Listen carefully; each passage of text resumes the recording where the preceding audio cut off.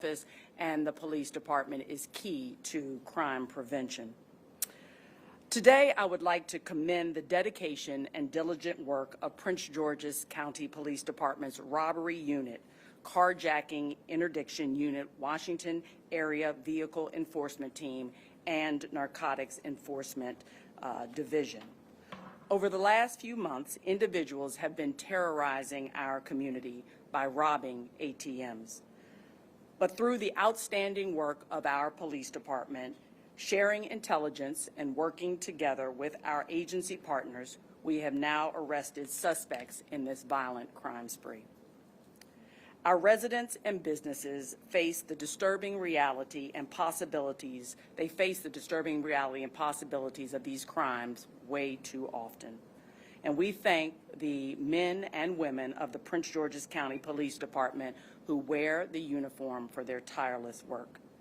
These arrests have made a significant difference for our communities, and for that we are all grateful. This truly reflects your commitment to be first to serve, often at great personal risk. The police department's unwavering resolve is admirable.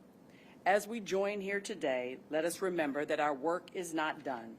While we take tremendous pride in this success, we must remain vigilant and proactive in our efforts to ensure the safety and well-being of every resident in Prince George's County.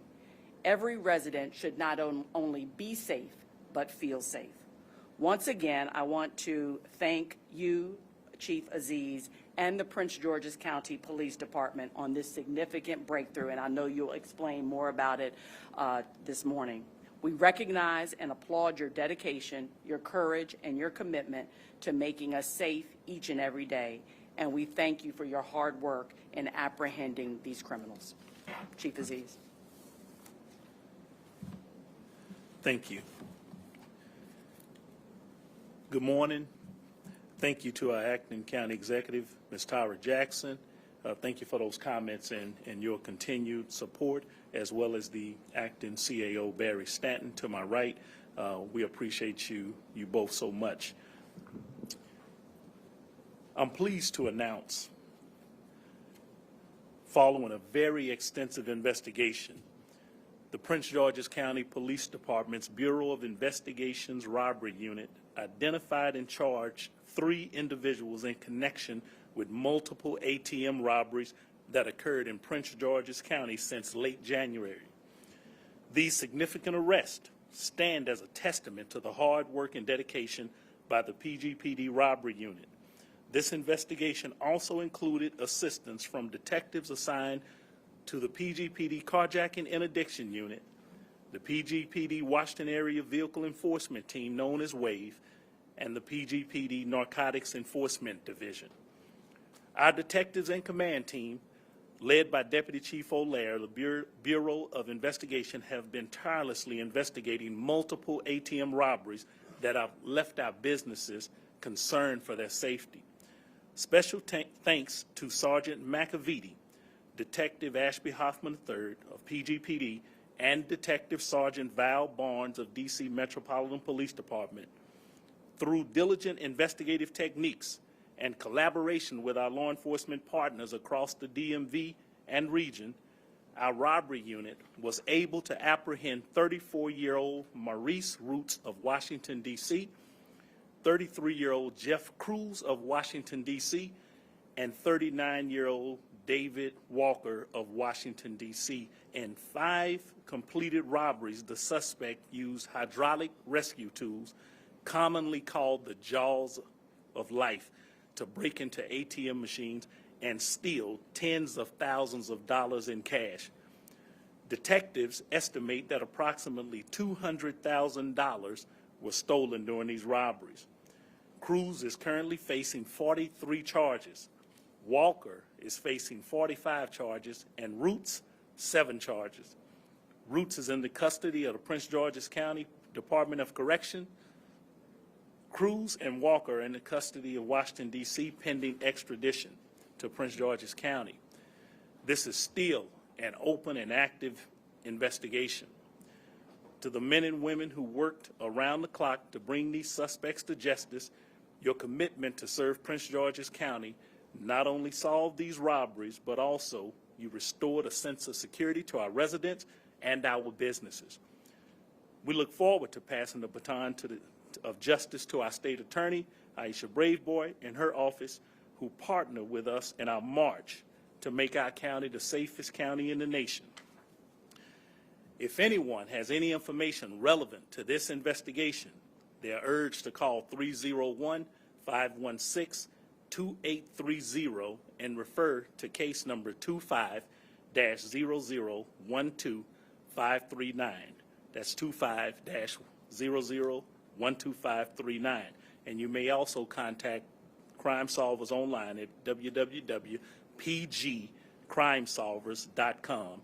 And if you have the app, P3 Tips, you can report it there or call 1-866-411-TIPS. 1-866-411-TIPS. You can remain anonymous. At this time, I'll pass it over to our state attorney for her remarks. Thank you so much, Chief, and thank you so much to our Acting County Executive, Tara Jackson, as well as our Acting Chief Administrative Officer, Barry Stanton. The work we do is work of a partnership, a true partnership, which is why we have seen significant drops in crime across all categories here in Prince George's County.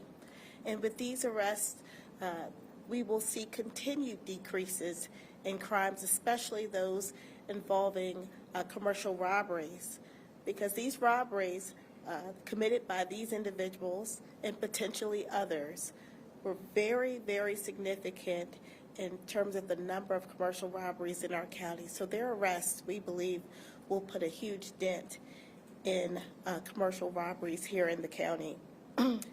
As was mentioned, Maurice Roots is currently being held at the Prince George's County Detention Center. He had a bond hearing on the 21st, and he was held without bond by a district court judge here in Prince George's County.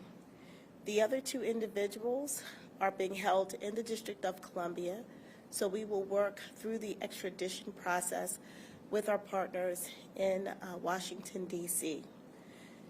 You know, you heard just like I that all three of these individuals who have been arrested are residents of the District of Columbia. That highlights the fact that crime knows no boundaries, knows no borders. And so we have to continue to work not only collaboratively with each other here in Prince George's County, but within this region to ensure that individuals are fully held accountable. So we want to thank the Metropolitan Police Department for their work with us, and we will continue to work to reduce crime here and around our region. Thank you very much. With that, we'll take a few questions. If you have any, go ahead. Chief, good morning. Good morning. To follow up to the comment about the individuals being from D.C., no doubt he wants to answer this, but is there anything more to why specifically the neighborhoods that they targeted those 7-Elevens in Prince George's County? Well, yeah, well, part of it, we're dealing with, we're working with DC on the other side of that. We don't know what these criminals are doing out here. They go where they think it's easier to commit crimes, or they think they can get away with it. And as you can see, the diligent work of our robbery unit and our partners, they saw to it that they wouldn't get away with this crime. You heard how many counts we charged them with just for here. And we believe that's going to escalate, but they thought they could get away with it. And we showed them that they could not come here and have an easy hit and victimize and terrorize our residents and our business owners and workers who are making a living.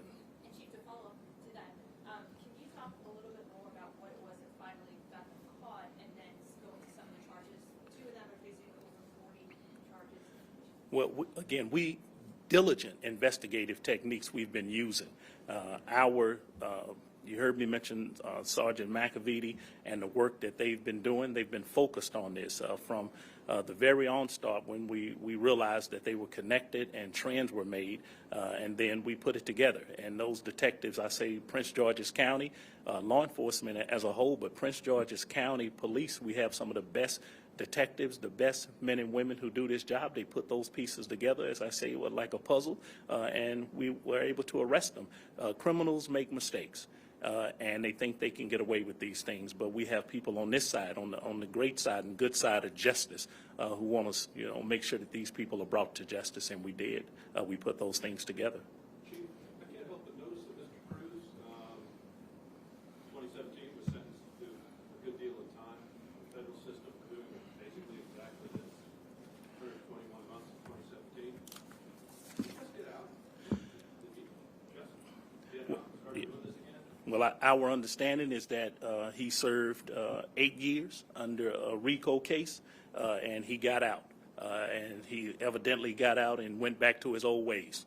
And we arrested him, and we're sending him back to get back to what he was doing there. Chief, I did have one question, kind of touch back to, all three of these suspects being from D.C. Has there been any research done on just how much crime in Prince George's County, is credited to D.C. offenders? Like how many criminals are coming from D.C. into Prince George's County to commit crimes? Well, let me say this like this, because I get asked that question quite often, and I have a very great relationship with Chief Smith and MPD, and we work with each other. When we at my level, we work with each other at the deputy chief level, our sergeant level, our detectives. So we have a very good relationship, and we have a march for justice that we work in unison with each other, as well as my other counterparts in this region, from Montgomery County to Baltimore County to Fairfax County. We work together. So I have to say that first. We've looked at different, stats in the past, and D.C. and Prince George's County, we give each other a fair share of criminals going back and forth across this border of what is a 17-mile shared stretch with the history that we share together. Criminals go back and forth. They know no boundaries. Criminals know no boundaries. And so we would be hard-pressed to try to identify or have some kind of hard state line boundary to say you stay on your side. This is America. But what we will do is we'll continue to work with our partners and bringing those people to justice. And that is probably the clearest I can say it, is that we don't care where you go and what state you go to. You commit a crime in Prince George's County and go back, we're going to find you and we're going to bring you to justice. And we're lucky and we're fortunate to have the type of relationship across police departments that we do here in Prince George's County with our counterparts. Just one more follow-up I wanted to ask. All of these locations that they were all 7-Elevens. What was it about 7-Elevens that was attractive to these criminals? What made these stores particularly vulnerable? Well, anytime you have a place that stays open, 7-Eleven is a great corporate business in our county, and we're fortunate to have we have a great working relationship with 7-Eleven, who cares about these things a great deal. We meet with them. They've been here in this building meeting with us, talking about these issues. I think when you have a place that's open and someone believes it's convenient, then they hatch a master plan to think they can victimize these places. And we have a lot of 7-Elevens in this county for the benefit of our residents who need to go and buy items from a store. It's no different. It could be any name or any convenience store, but they thought they could get in those relatively quick and get out. They just didn't know that the police were going to be there to catch them and put them back inside this justice system again. Oh, right. Back in November of 23, I'm looking at a story that I did where this crew hit in one night a TD Bank over in Fairfax County. Then they came over and hit a 7-Eleven over on Sylvan Road and one on Silver Hill Road. Do you know whether or not that's a different crew, or are you investigating this crew as being part of that, or did you make an arrest in those cases? Do you know? Well, right now, we're still early in that investigation. We're making those connections. We're working with our partners in those jurisdictions to tie these things together. As I mentioned earlier, we have a belief that these may grow and that they did cross, state lines, and that they're going to be more added to this right here. To me, it's organized crime. But just to be clear, the ones that I'm just mentioning. Yeah, we can't make that connection at this time. Those cases weren't. Not yet. So is it fair to say that these guys are under investigation, possibly? Well, I think anytime you had this many ATMs that robberies, that, yeah, they are suspects. They've been across the region thinking that it's easy.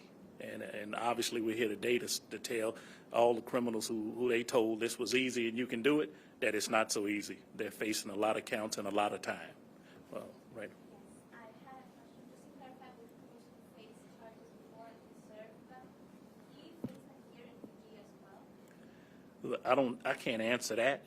Maybe the Sergeant McAveety can, but what I'm looking at in front of me is that he served 8 years, feds in a RICO case. And so outside of that, I don't have any other thing. They have an extensive criminal history. They're on federal probation, and that's what we know so far that's been given to me. Separately, Chief, on Friday there was a third of its kind incident where a driver fled from police and ended up hitting someone, killing them. Do you have any comment on that in terms of why drivers seem to be? Well, yeah, I'll answer that comment after we finish with the ATM comments, but I will answer that after we finish with these. If you just remind me at the end of this, I'll get to that. There was someone back here. We have the whole public safety team, 3 people lose their lives from people fleeing in 1 month, so that's my question too. Oh, okay, well, I'll answer what I can on that at the end. Well, hold up, but let me get this person and then you. Just wanted to clarify, you said you had how many suspects were aiding extradition from DC? The 2 are facing extradition from DC. There's 2 of those are coming. We have one already, and the other ones are facing extradition. I did have a couple more things, what you were saying about convenience stores and how you do 24 hours. A couple months ago, Prince George's County tried to pass legislation to limit the amount of convenience stores in Prince George's County. Do you think something like that might help address, trying to bring down these kinds of crimes? Well, number one is I'm the police chief. I don't serve on the county council or in Annapolis on those state. Whatever, as a police chief, I follow the laws that they make. If they see fit to pass those laws or to discuss them or debate them, I'm happy to offer up any assessment from a police point of view. But I will say we have to be very careful about making businesses who are not complicit in acts part of the problem. The people who criminalize, the people who intend to victimize, the people who want to make our lives destabilize our lives, they are the ones who are at fault. You don't have to be a criminal. And if you want to be a criminal and you want to come out here and put us under some terror watch, then you're at fault. A convenience store opening up to sell goods and items to our residents at all, different times of the night, as we may see, they are not at fault. In this particular case, this particular corporate supporter of ours is not complicit in ATM robberies. They're there for a convenience for the residents. So just be clear, the criminal is at fault. But I'll take one more question over here. Hey, Ryan, WTOP. Quick question on the methodology that these men use. Is there anything in all of these cases that comes together for you as tactics to foil cases like this quicker in the future? Is there any, lessons learned from the tactics that they use? Well, in a course of time, it's been 35 years since I've been doing this job. Over that 35 years, in different places that I've been and seen and talked to other people, then there's always somebody who think that they can break into an ATM machine and take the money. It's happened. It's happened here before, a decade or so ago. It happened right before that. It's happened in my previous assignment. It's happened in other states. If there's an ATM, there's somebody who thinks, I can go break in that ATM and get the money out. That's how criminals think, and that's why we go arrest them and put them behind bars so they can tell everybody that wasn't so easy. And so it's what we've learned. These tactics that they are using, this jaws of life that they were using to think of to hatch an idea, to use a tool for life saving, to come out and commit a crime and terrorize workers and business people and normal citizens who are shopping, at those places, then that right there is always something new around the corner to say, I'll use such a great piece of equipment that has saved thousands of lives over the years, and I'll use it for ill gain. And so we learned to watch out for those things, and we put some things in place that we could be better alerted that criminals would be using such a tool to break into ATMs, and working with ATM companies about how to better secure ATMs at their location. That's been really important for us. That was the last question for that, but I'll answer the question that you had. Can you repeat that question? And I know, Brad, you had one over here. It's one and the same, and I'll answer to the best of my ability. Yes, there were 3 of its kind incidents in the past month with drivers fleeing attempted traffic stops and then hitting and killing an uninvolved person in said stop. Is there any comment you have on that, on drivers fleeing and Well, let me say it's real clear. This is a real quick and brief answer. Stop. The police put the red and blues on you. Stop. There's not a whole lot of discussion on that. I don't even know how to expound even further on that. The police, get behind you. Those little things that spin, red and blue, says they're taking an action to stop you. You can stop. That is in your control to stop. There's a whole system in place for you to redress any grievances you have against the police department or government, and you can do those things. And I would just urge people to stop. There's no reason to not stop. Can we get your reaction personally when you learned about this incident? If you anticipate, I understand the agent's office is doing an independent investigation. Do you anticipate talk about what charges this driver? That's unless the state attorney wants to address it. Yeah, go ahead. Absolutely. In those cases, obviously IID has a job to do with respect to the actions of the officers involved. But with respect to the involved driver, there will be a crash reconstruction report developed by the Prince George's County Police Department or whatever agency is the investigating agency. That information will then be presented to my office, and then we will make charging decisions with respect to the involved citizen, which could include a number of traffic violations up to motor vehicle manslaughter. Your reaction when you guys heard? Sorry, your reaction. Well, in any case, my reaction to anyone losing their lives at the hands of a person who would not stop, of course, to me, it's appalling. As I mentioned before, you can stop. And the police are there to do a job and exact an action, and you can stop. And so that's really anyone losing their life in our county in any kind of way, especially at the hands of a criminal. He's criminal now to cause the death of another person going about their day-to-day activities in our beautiful county. It's as you can imagine, whatever I say is not enough for the families who are going through this right now.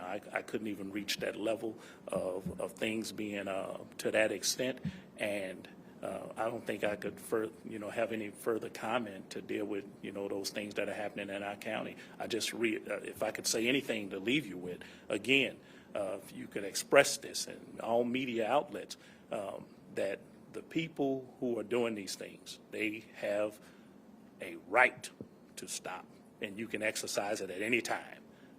There's no reason to run from the police for whatever you're facing. Then there's a system for it. And so you don't have to go through our county and try to get away with police and think that this is okay. It's not okay. But thank you. State's Attorney, Madam County Executive. Thank you, everybody. Brian, hold on, please.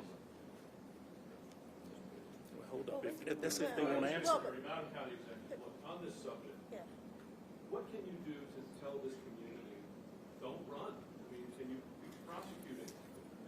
Yeah. They've run before. Yeah. The last guy over ran from District Heights had 100 brushes with the law before that night.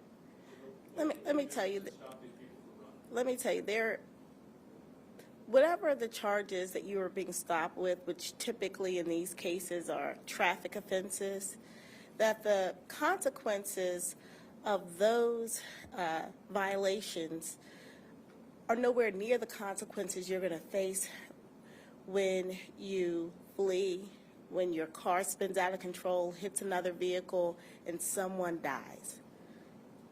So we know that these individuals did not intend to kill anyone. But when you are fleeing, when you're traveling at high rates of speed, it's unpredictable. What happens is unpredictable. And you can cause death and destruction, and that's what happened. So those individuals who fled, who believed they were just going to get away with it, now, not only did they not get away with it, now they're facing more and more serious charges. So my hope is that through the charging and prosecution of these cases, which we have done in the past, we have absolutely held people accountable in these motor vehicle manslaughter cases, that they will recognize that it is in their best interest to just stop, as the police chief said. That is the best advice anyone can give. Just stop. Because not only are you facing decades potentially, depending on the type of incident that occurs in prison, but then you're also faced with the guilt of having taken an innocent life. And we are talking about lives of people who had nothing to do with this incident, people who you don't even know, children, parents. These are people who mean something to this community, mean something to their families. So it's hard to understand why people think that fleeing and running is the easy way out. No, that's the tough way out, because now you're going to be facing significant charges, facing significant time, and having to deal for the rest of your life with the guilt of taking someone's life. It's just not worth it. Thank you. I was just going to say, She's going to answer this. There's a bill in the legislature that would seek to limit further the police ability to do traffic stops, illegal U-turn, littering, tail lights, license plates, that sort of thing. That's an approach you talk about. What do you think of that? I mean, IID is involved, which means there's an investigation of police culpability. So that whole big broader issue. yeah, Brad, I'm not going to necessarily comment on that bill in the legislature because I don't know the specifics of it. But I think what I'd like to do is just bring us back to the beginning and say, we want people to understand that this police department is good. This police department is going to investigate, and they're going to seek you out if you choose to commit a crime in Prince George's County. We're tired of people terrorizing our community. Crime is down, but we're going to continue to work to make sure crime is at its lowest levels in Prince George's County. So whether you're choosing to rob an ATM, whether you're choosing to run when the police try to stop you, or you're committing a murder, right? We are going to do whatever we can to make sure that you stop terrorizing our community. Criminals have choices. They have choices that they can make, and they have to choose to do the right thing. And if you don't choose to do the right thing, then we're going to come find you.